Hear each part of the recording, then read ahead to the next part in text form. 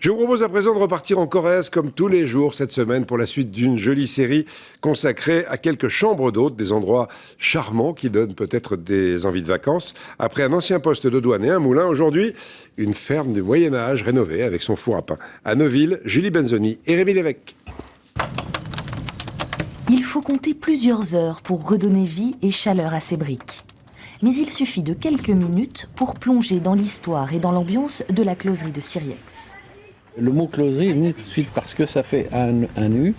C'est une ancienne exploitation agricole. Et c'était une petite ferme agricole et généralement fermée, quoi.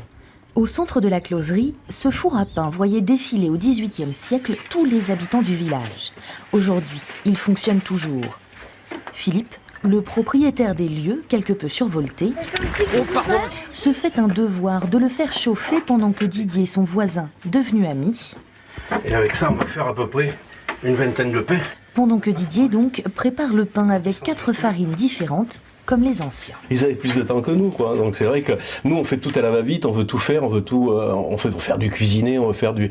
Et c'est vrai que quand on fait de la cuisine, même au four, comme ça, il faut avoir le temps.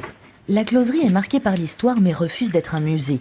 C'est une maison qui vit et qui nécessite toujours quelques travaux. Ce jour-là, Philippe met à contribution son fils Marc.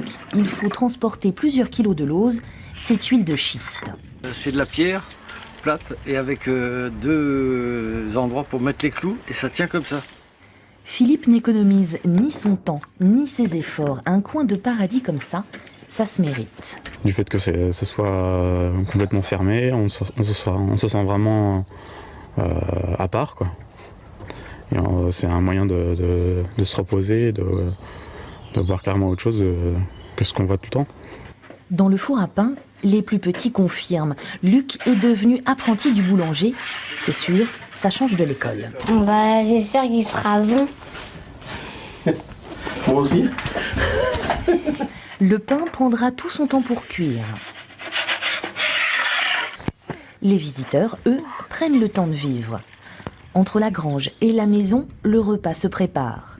Ce grand salon se veut lumineux et chaleureux, un écrin idéal pour la truffe corrézienne, une pièce qui sent bon les voyages et la bonne chair. Elle est dédiée au plaisir de la table, en fait. Que ce soit pour les animaux, que ce soit pour les livres, c'est dédié au plaisir de la table, de manger, d'être ensemble.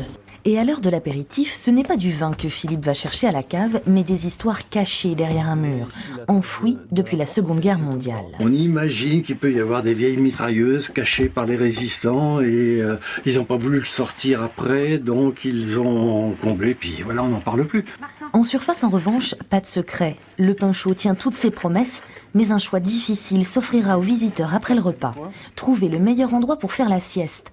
Soit au frais dans l'une des 2 chambres à l'étage, soit, tels ces 2 lézards en plein soleil, allongés sur un transat au bord de la piscine.